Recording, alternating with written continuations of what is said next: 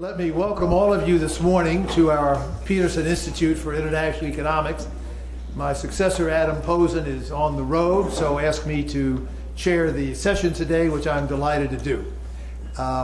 As most of you know, the International Chamber of Commerce asked us here at the Institute to conduct a major study of the outlook for the global trade agenda, the payoff from bringing it to successful conclusion, and therefore the opportunities that are offered by the current agenda for the global trading system.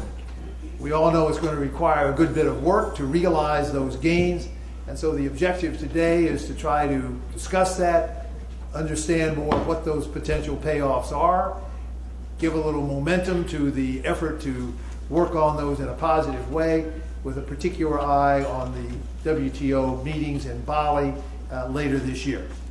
I'm delighted to say that we're co-sponsoring this event with the International Chamber of Commerce, whose soon-to-be president, now Vice Chair Terry McGraw, is with us and will lead off the substantive part of the program in a moment. We're also co-sponsoring with the U.S. Council for International Business, the Center for Strategic and International Studies, all of us working together to try to promote this global trade agenda. Peter Robinson is the president of the U.S. Council for International Business, who co-sponsored the event with us. I'd like to introduce Peter to add a word of welcome from his perspective as well. Peter.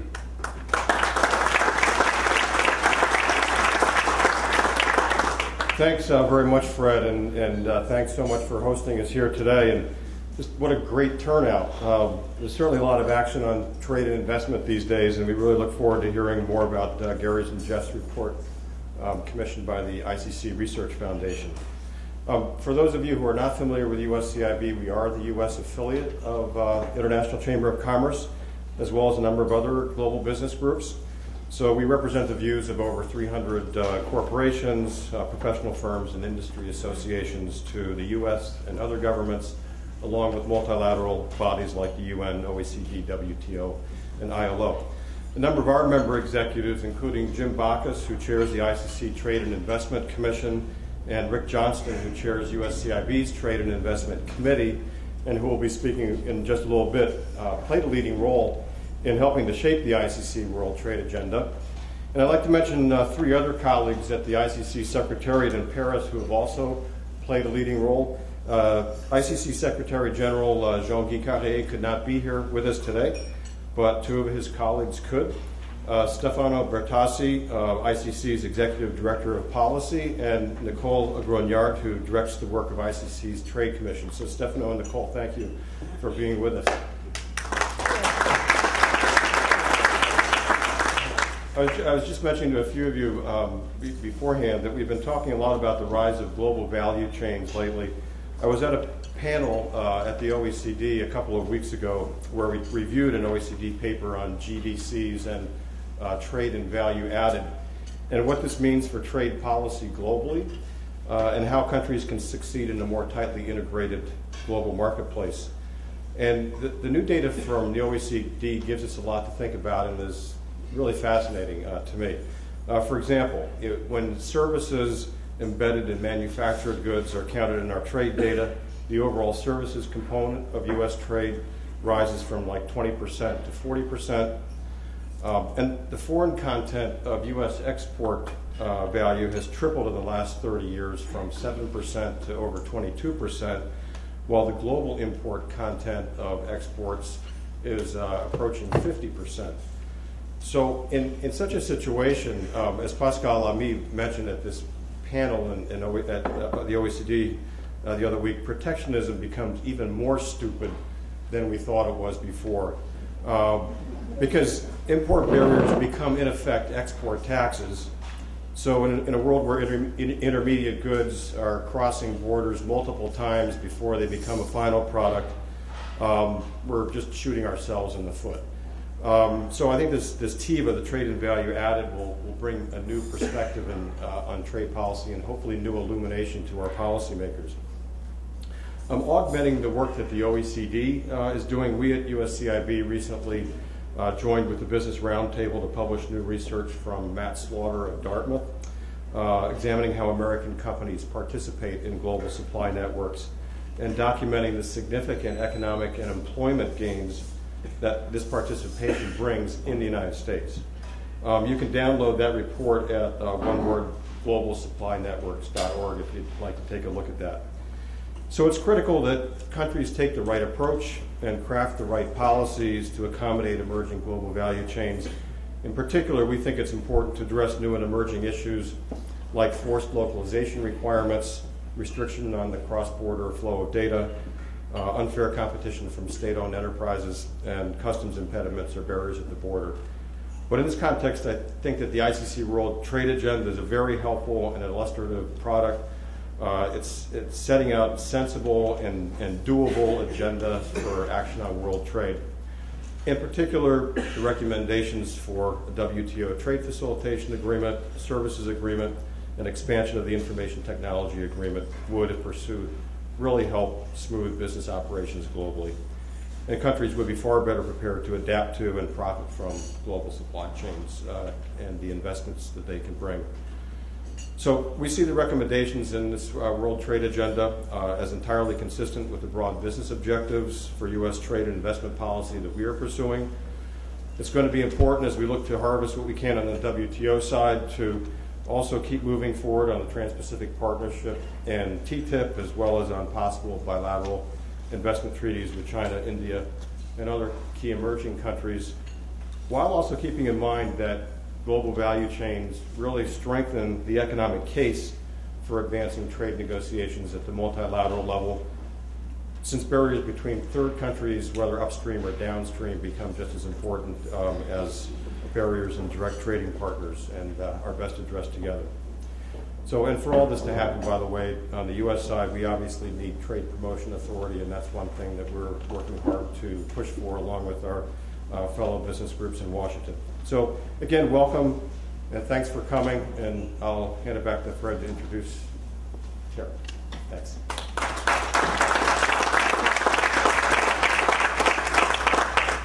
Thank you, Peter. As I say, it's a great pleasure to be co-hosting today with the USCIB, and we look forward to a very lively session to promote this global trade agenda. This is basically the show of the International Chamber of Commerce. As I said, we were delighted to be asked by them to produce this report, an analysis of the global trade agenda, what might be done, what its payoffs might be, and how one could go about achieving it. The lead-off of our discussion today will thus come quite appropriately from Terry McGraw, who's now the Vice Chairman of the International Chamber of Commerce and about to become its Chairman on July 1. Terry is, of course, Chairman, President, and CEO of McGraw-Hill Financial, which includes under its umbrella things like S&P, the Dow Jones Indices, Platts, J.D. Power, and all those services that we all use daily as we track the global economy and what's going on in it. I'm also delighted to serve with Terry on the President's Advisory Committee on Trade Policy and Negotiation. Terry is the chairman of that group, and it's a great pleasure to work on it with him. But for today's purposes, as I say, his main attribute is being Vice Chair and incoming Chair of the International Chamber of Commerce. The International Chamber, which has been led recently, Marcus Wallenberg from Sweden, Victor Fung from Hong Kong, China, have, of course, played an absolutely central role in mobilizing the global business community to support an open trading system, promote further liberalization, keep the bicycle moving in the direction of ever-increasing openness, and therefore support to the global economy. Terry, it's a great pleasure to host you here. We look forward to your kicking us off.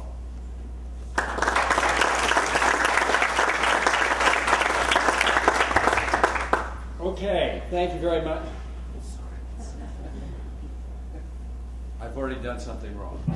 There we go. This is fun, and thank you all for being here and being a part of this. We have so much to do, and we're talking obviously a lot about trade, and we want to get to the report and our panel and all of those kind of things. And it's so good to be with you, Fred. Fred and I, played politics the last 2 days,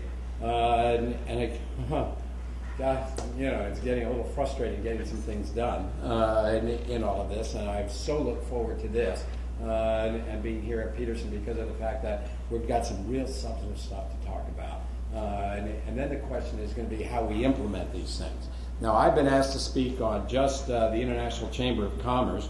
I was also asked to speak quickly and all that, and I'll try. But again, and Peter Robinson, who heads up the USCIB and the U.S. affiliate, if you will, of the International Chamber of Commerce, these organizations like the Chamber, the Round Table, all of these things, it is so important that they're integrated. And we have to make sure, that we've got the common messages and we're dealing with facts and substance like this report because it's in the execution that we've got to get it. Now, I am, Fred mentioned, my chairmanship of ACTAPIN. We had more fun in the last administration. We're struggling to actually meet, at this point. Having said that, for the United States, all of a sudden, we have a very robust agenda, and one that, I think we all want to see some tangible evidence that we're making some progress on this one. Because when we talk about trade, and I also say trade and investment also always seems to take the second seat on this one. But the investment schedule is so critical to our achievement of economic growth and job creation, prosperity, middle class development, all of those kind of things on that one. And the investment need is so enormous. When you talk about things like worldwide, we're going to need $70 trillion of infrastructure investment by 2030, that India is looking for $1 trillion over the next 5 years. In terms of non-financial corporate securities, we're looking for some 46 trillion, which I was just informed that number is now 53 trillion. I don't know what a trillion looks like, so I don't know how you add, that much that quick. But again, it is about the growth that we're seeing worldwide. We haven't seen this kind of expansionism, globalization type, since, in the last 10 years. It has just been enormous in all of that. And one other thought, I was very concerned when Europe went back into recession, that 40% of their product comes to the United States. What was the contagion effect going to be on us on that one? Well, there was some on this one. When our growth dropped a little bit more, and Japan, is deeper into recession, that the developed world, which represents 50% of world GDP, the contagion effect could be huge, and it wasn't. And one of the reasons it wasn't was the strength of the emerging markets, and we'll see that a little bit in the report on this one. I was in Singapore recently, and the relationship between Singapore, Indonesia, Malaysia, Thailand, Philippines, Vietnam, all of that, the strength is unbelievable in doing that. I was going to talk about Eastern Europe and all of that, and I've been using Turkey as one of the great examples on that one. Let's leave that one alone for a moment in all of that. Hopefully they get back to some common sense on that part. But anyway, I'm going on too long on some of those things. I've been asked to talk about the International Chamber of Commerce. One of the nice things about the International Chamber of Commerce is it's made up of all of these national committees, literally country by country by country. You have, very, very strong leaders, political and business leaders, that come together at these national committee levels.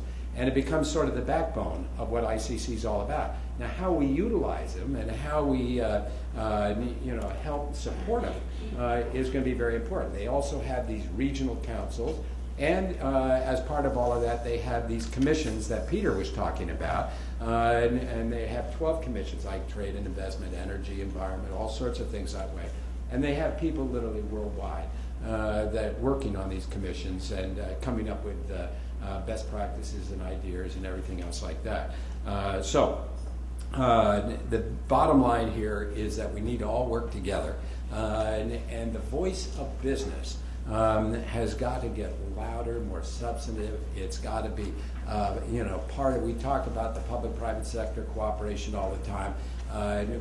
It's the role of business that has to play a bigger role in this one. We cannot leave these things to governments alone. And where governments reach out, like Singapore, and want to work with business to be able to get those ideas, we seem to make the most progress in all of that. But from our standpoint, we have to do everything we possibly can to be more substantive in terms of the things that we're capable of doing, in terms of influencing markets and making impacts in markets, and therefore trade and investment becomes an important part. So, in terms of my brief remarks, I'll quickly talk a little bit about some of the historic, and I'll do it very quickly, but it's so substantive, the historic role that ICC has played. We'll talk a little bit about the trade agenda, the world trade agenda. On this one, Peter, we were in Doha in April, and we laid this out, and there was quite a lot of excitement and enthusiasm on terms of what we're talking about. We'll talk very quickly about our goals in the B20 and the G20 process, which has to be substantive.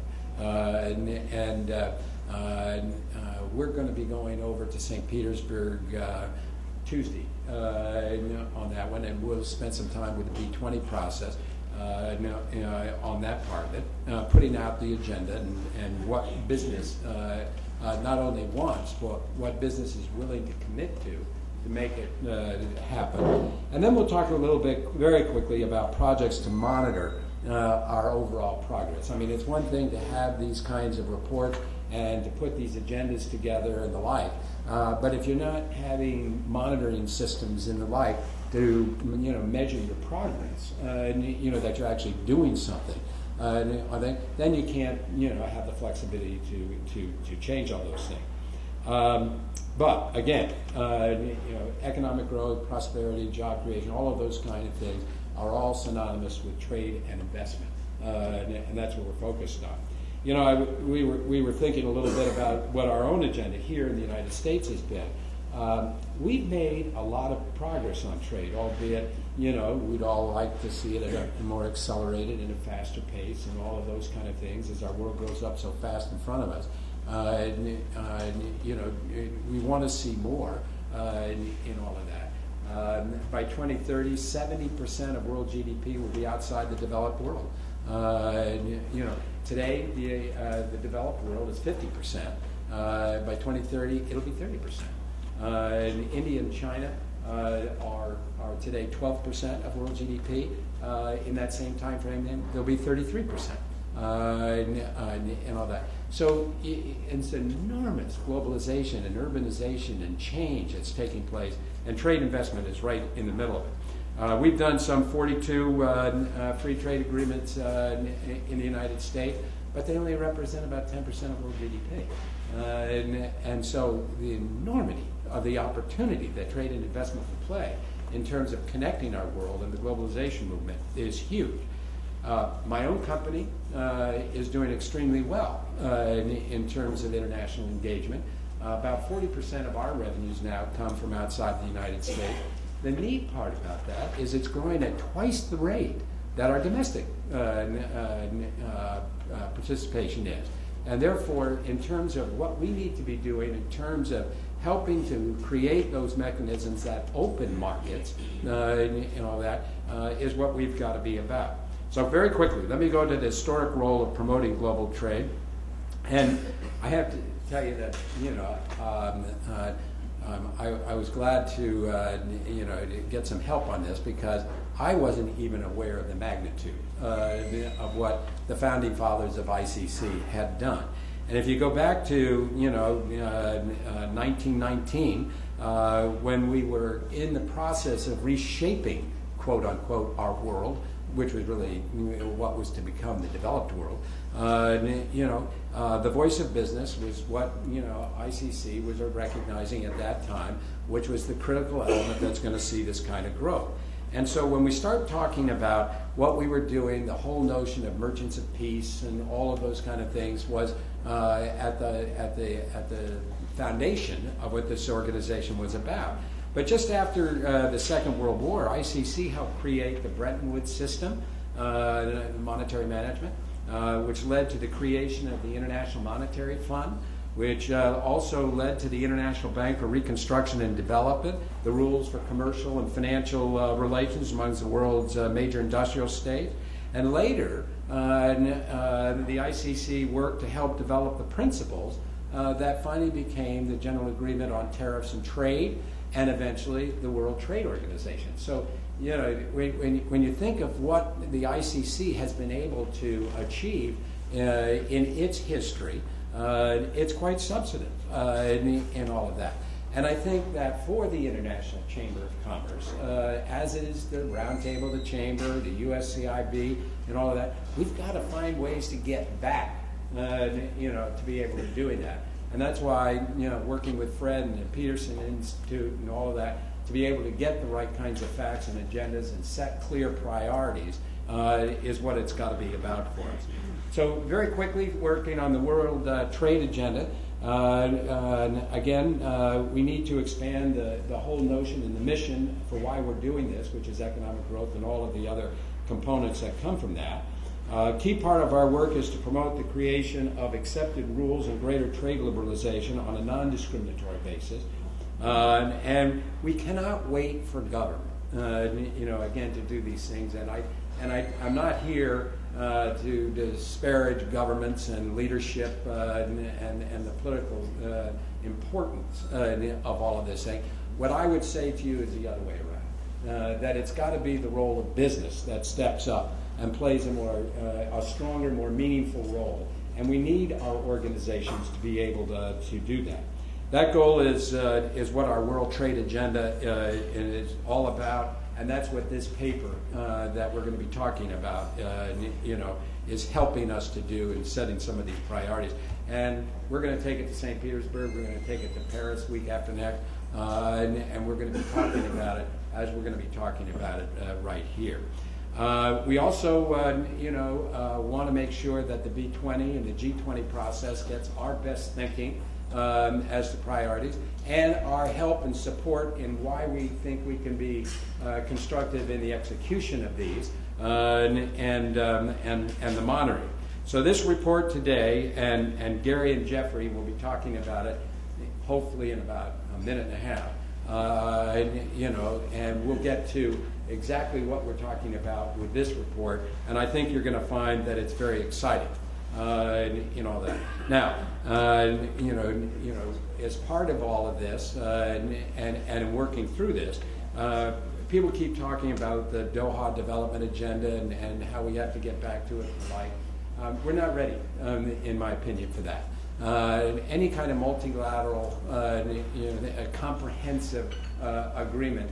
Again, we have disparities between some of our emerging, developing, and developed countries at this point that we have to narrow the scope and the focus a little bit. So that's why when we started talking about the International Trade Agreement on Services, you know, I was really delighted to see that, only because of the fact if you take a look at the four modalities, you know, agriculture, manufactured goods, services, and trade facilitation. You know, 90% of the oxygen gets eaten up with agriculture. Manufactured goods gets this, services gets none, and we've made actually some very substantive progress on the trade facilitation side on that one. But, you know, breaking it up a little bit, I think makes an awful lot of sense. One of the biggest agendas items for the WTO is obviously the ministerial meeting in Bali in December. And we're talking about, in particular, the new trade facilitation agreement.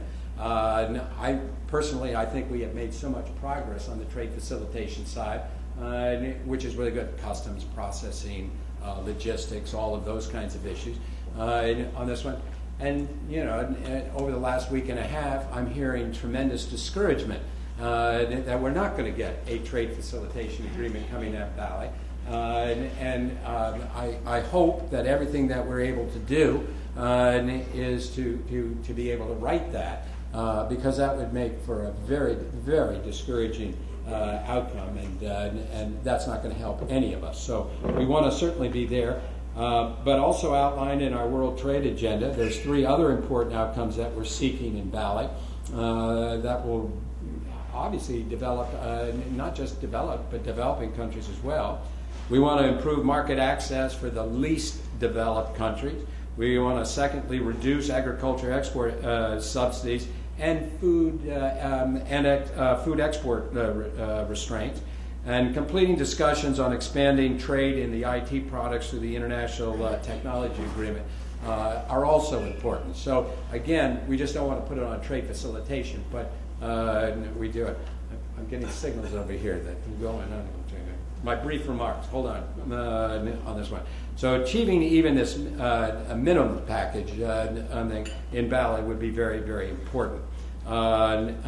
Getting to elements of the Doha agenda that we could be expansive on is liberalizing trade and services, and this would be through plurilateral approaches, bringing preferential trade agreements under the WTO framework, fostering greener economic activity through trade, moving towards a high standard multilateral agreement on investment. And again, with all the investment needs and the like, we talk about all the time things like the bilateral investment treaty, China, Brazil, Russia, India, and all those. We've got to get those done. In a conversation I had with a new Chinese ambassador Wednesday night, the one thing, again, there's tension with the Trans-Pacific Partnership, but the one thing that he was even saying at that meeting, if we focus on nothing else with the U.S.-China relationship, it should be the bilateral investment treaty. I couldn't agree more. It's going to be from that you're going to see the more progress, as quickly. But we have to lead to those. Let's see. In terms of the B20 G20 process, we've engaged with the leaders in Seoul in 2010. And we will be starting with the Russian component of that, and we're already working on the Australian component of that for next year. There are 5 key areas of focus for the B20 and G20. We've got to complete the WTO trade facilitation agreement, and we've got to do it this year. And that's why Bali is so important, and we've got to put a lot of focus on that. Monitoring of commitments on eliminating protectionism that Peter was talking about, has got to be, a key component. Recommending that the G20 lead the way to completing the Doha round or being a major influence in demanding it, that is there. Supporting, obviously, and always open markets and making free and plurilateral trade agreements more transparent by building them toward multilateral liberalization. And finally, when we were talking about the monitoring projects in all this becomes, again, as we said up front, so important. Because if you're not measuring your progress, if you're not monitoring your progress, how do you know that you're actually achieving the priorities of your agenda and the like? And so we encourage at a very high level a number of programs here. We have an Icc G20 Business Scorecard. It's now in its 2nd year, and it measures the responsiveness to our recommendations that we have given. We released the 2nd edition last month of this scorecard, and it shows that while the G20 is responding to business concerns, there's still an awful lot to do, and we want to continue to keep that focus. Icc also publishes another monitoring report. It's called the Icc Open Markets Index, which provides a valuable tool for tracking cross-border trade and investment. The index focuses on 4 baskets of indicators: trade openness, trade policy, openness to foreign direct investment, and trade enabling infrastructure. And again, that's why the trade facilitation, that part is so important. The latest index shows progress in all of these areas, but again, way shy of where we need to be.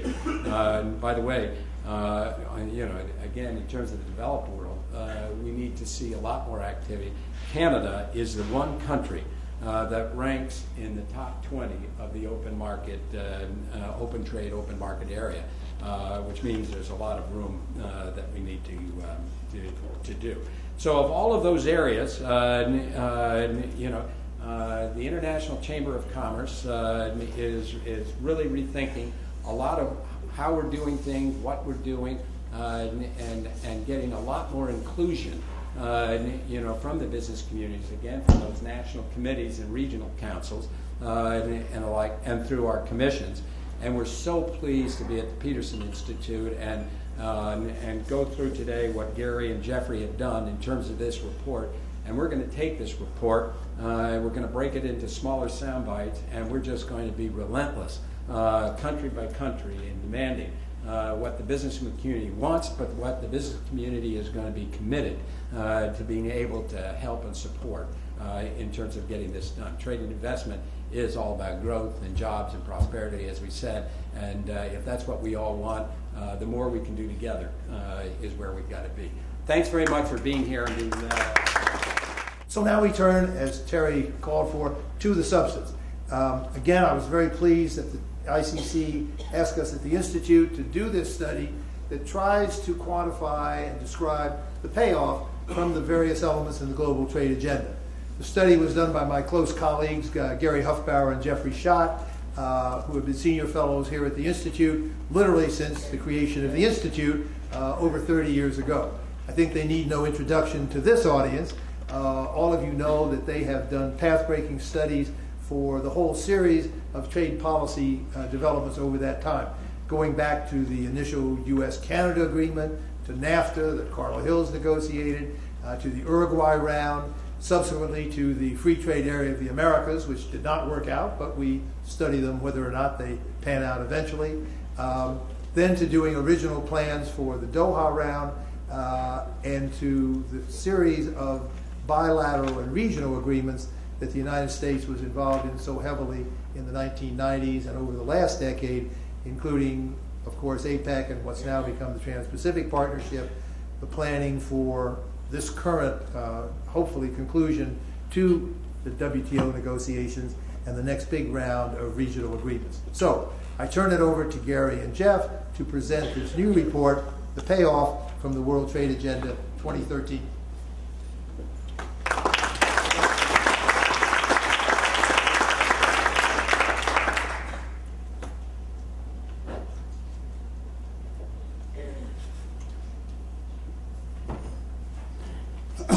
Thanks very much, Fred, and thanks to the ICC. And I want to give special recognition again to Nicole and Stefano, who behind the scenes have really organized this project, and our two colleagues, Julia Muir and Kathleen Semino here at the Institute, who did a tremendous amount of work on the study. I'm going to go through the numbers, and Jeff will give the music a little bit later. So, 2013, as everyone here knows, is a make or break year for the WTO, and the Bali Ministerial, in our view, is just critical. In this study, we focus on 7 agreements which seem to us feasible, and what that leaves out is NAMA, non-agricultural market access, and agriculture, which were quite difficult and were stumbling blocks in the various Doha talks. Now, for the 7 remaining ones, and they are not dwarfs, but the 7 remaining ones, we did 3 kinds of calculations. One, the export gains. Secondly, the jobs supported by the export gains. And thirdly, the GDP losses or gains as a result, losses averted or gains from success. And this is the table that summarizes all this work that our team has done. It is in the first couple of pages of the report, so I won't dwell on it. I will just turn briefly now to the ones we emphasize. Now, trade facilitation, that phrase was hardly known at Doha back in 2001. It was a sleeper. in this whole agreement, in the whole Doha round. And in fact, the research which shows the importance of trade facilitation was done subsequent to the launching of the round. And then the World Bank gets a lot of credit for this. There are a lot of scholars around the world.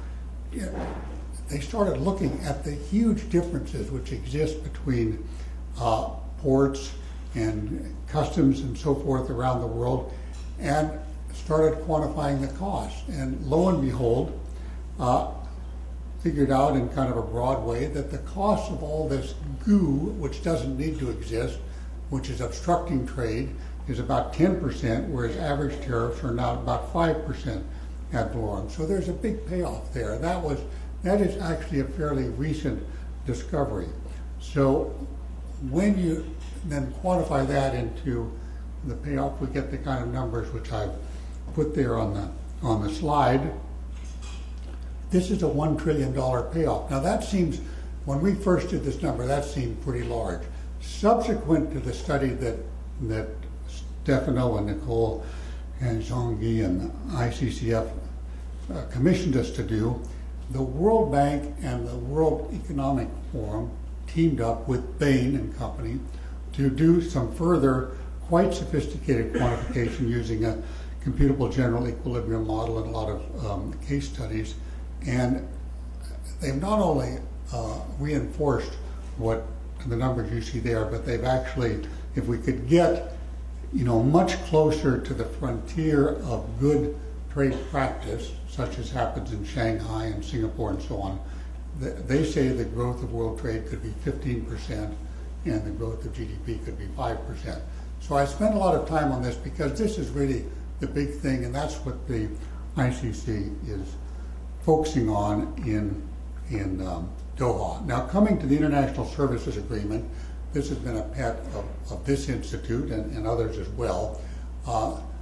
Obviously, that's not ready for Bali.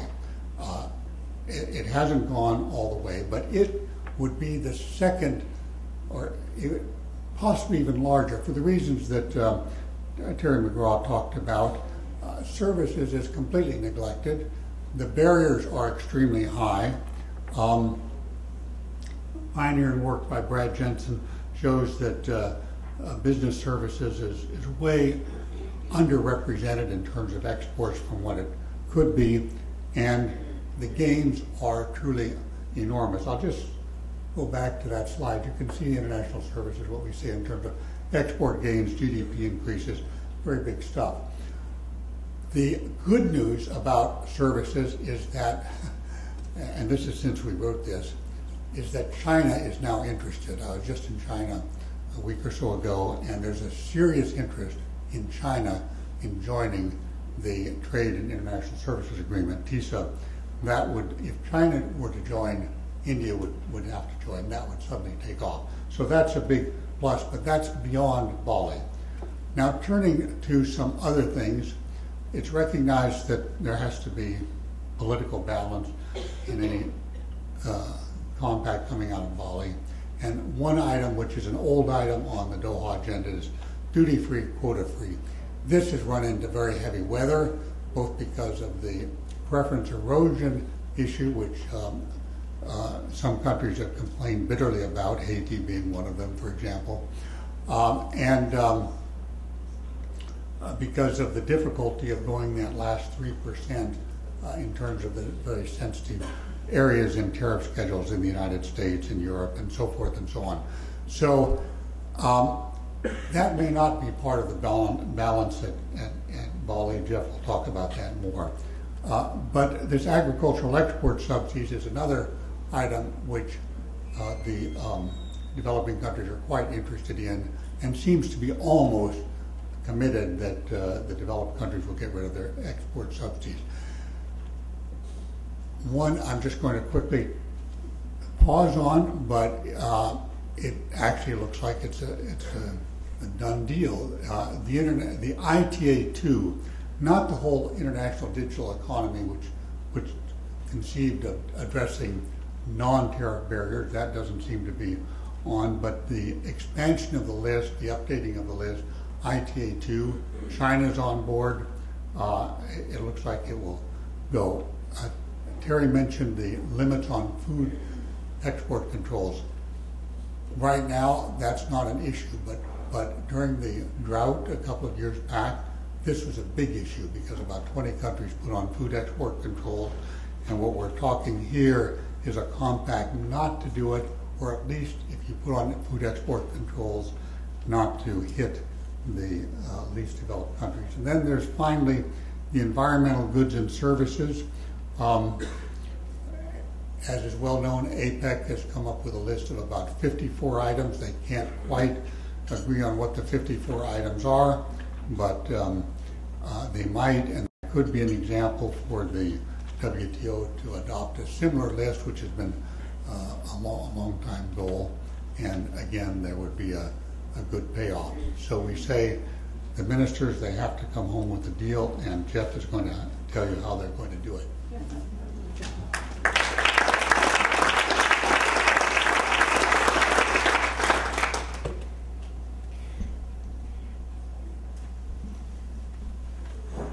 Thank you very much, and my thanks as well to the ICC for allowing us to do this work, which we wanted to do and realized needed to be done.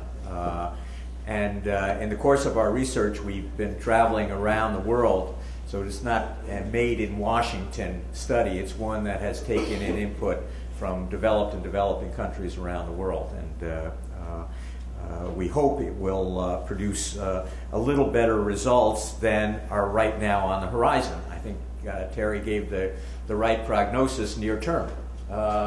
Gary said, beware, we have to get a result out of Bali.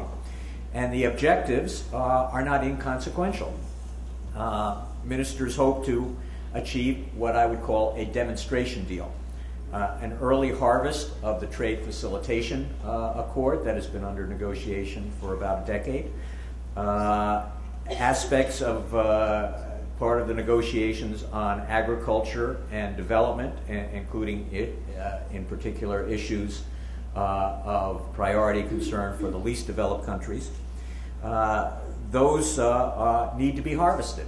And to do so would encourage WTO members to re-engage on the broader WTO negotiating agenda going forward, which has been basically on the sidelines literally for 5 years, since the talks broke down in 2008. There have been efforts and work going on in Geneva, but essentially there's been an impasse in the negotiations since then.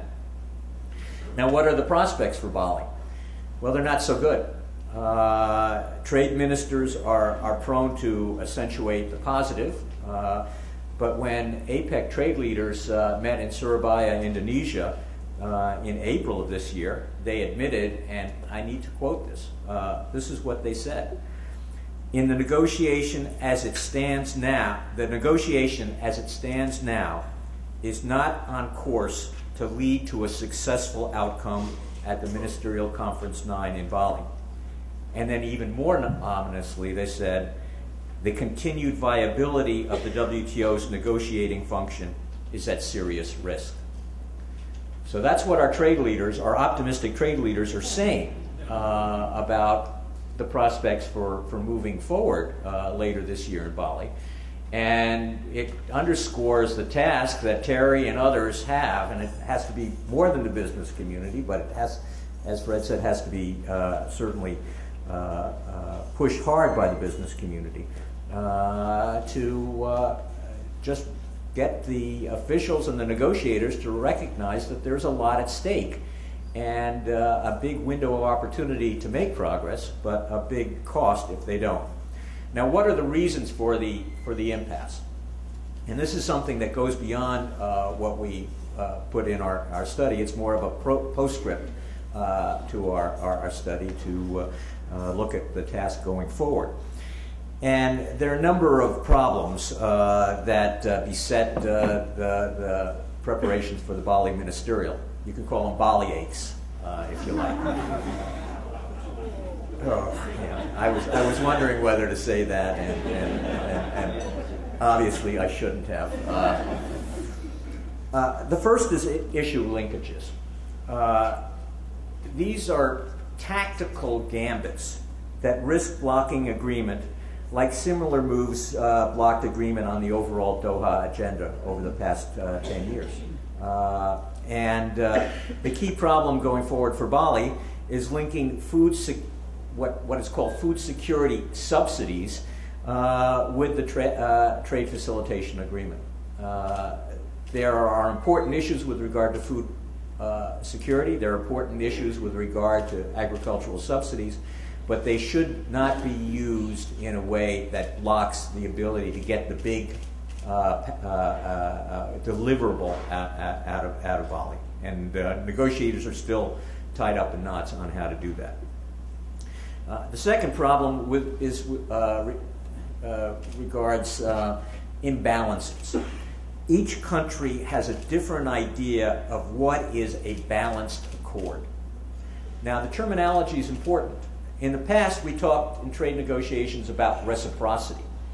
Reciprocity is an ambiguous term, but it's a lot clearer than talking about balanced, because each country has their own idea of what balanced is, and there's no consistent standard to set it on. So the first imbalance derives from differences in how countries value the benefit of policy change. Basically taking what's going on now and changing what countries do in order to open up more opportunities for trade and investment. And how they value the increase in policy predictability that comes when new obligations constrain the ability of governments to reverse liberalization or to add new protectionism. So those are important. How do you value those things? And in fact, the appreciation of the value of those two aspects is sometimes not well understood. The second imbalance comes between the level of progress that is needed on market access across agriculture, manufacturing, and services, and the progress on commitments to new rulemaking obligations, which often also encompass reforms that result in improved market access. This is part of the problem with the duty-free, quota-free issue and the resistance to going to 100% coverage of tariff lines in a number of countries. There needs to be progress both on the coverage of the tariff preferences for the least developed countries, but there also needs to be progress on the eligibility rules for qualifying for the preferential rates. I mean, there are some countries that provide 100% duty-free, quota-free treatment for the least developed countries, but those countries don't get access to that market because the eligibility rules, the content requirements and the like, basically block them from access to those markets. So those two things have to be done. There has to be a greater liberalization of the eligibility requirements to make those LDC preferences meaningful. And third, there are leadership lapses. And this has been throughout the Doha round, so this is nothing new. The big players, developed and developing, need to put their chips on the table. For the US and the EU, this means real constraints on farm supports and real new access for the exports of the least developed countries. These countries should be more responsive with regard to cuts of agricultural export subsidies. That's one of our initiatives in our study. And indeed, there has been suggestions for Bali that developing countries want the U.S. and Europe to commit to a 50% down payment on reductions of agricultural export subsidies. Well, that's actually doable given the current climate of high commodity prices. And it should be acceptable if the deal included a snapback clause. But it seems to be resisted so far, and this is one area where the negotiators are being a bit too risk averse. For China, it means dropping the charade that they are a recently acceded member to the WTO and therefore don't have to do any more. They need to do more. They need to commit to broader liberalization than other developing countries, and they have the ability to do that. For all the BRICS, it means advancing services negotiations as a means to unblock the negotiating impasse on agriculture and on NAMA. Now, this audience probably is focusing on, well, how the heck is the United States going to do any of this? And it leads to the question of, what about trade promotion authority? For the U.S., passage of new trade promotion authority would send a very positive signal that we were willing and able to make these commitments and follow through on them. And it should be done soon. And I was pleased that Mike Froman in his confirmation hearings gave the committee assurances that he would work closely with the Finance and Ways and Means Committee that are already doing preparatory work on new legislation. Now, soon in this context, given legislative realities, means that a bill should be either passed or at least well advanced before Bali. I think if there's a clear sign that the Congress is moving forward and will enact trade promotion authority, that this will make it easier for the U.S. negotiators to put together the type of deal that serves our broad interests and those of the trading system. But passage of the Farm Bill could send exactly the opposite signal, at least the way it is being considered right now, and if key Senate provisions are enacted. It's interesting that legislators hardly take into consideration at all international trade negotiations when they put together a Farm Bill. And while they should deal with the concerns of their constituents, their constituents are operating in global markets. It's interesting that while there's an interest in cutting subsidies in the Congress, the subsidies that they're considering cutting are the only ones that are actually legal under the WTO system. So they're cutting the legal subsidies and proposing new subsidies that would, if not be illegal, would be actionable and trade distorting, and considered trade distorting under the WTO. So this is a problem, and for Bali, if Congress doesn't act on the Farm Bill, that may be a positive thing. So in sum, I think what has come out of our study is that there are a lot of important things that should and can be done. A Bali deal is critical to rebuilding confidence in WTO negotiations, and simply put, officials need to demonstrate that WTO talks can produce results.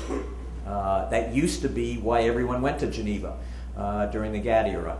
But there's been a great deal of skepticism in recent years that negotiators recognize the urgency of getting something done.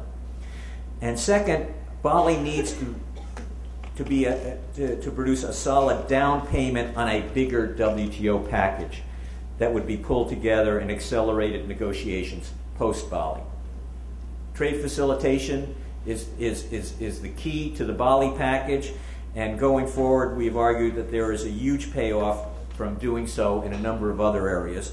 And the key task for that moving forward will be on the issues that we have covered, that Gary covered in his presentation, particularly services, doing more on information technology and the like. That's a big task, but if we can get started again on the right foot, I think negotiators can then accelerate their work in the coming years. Thank you very much.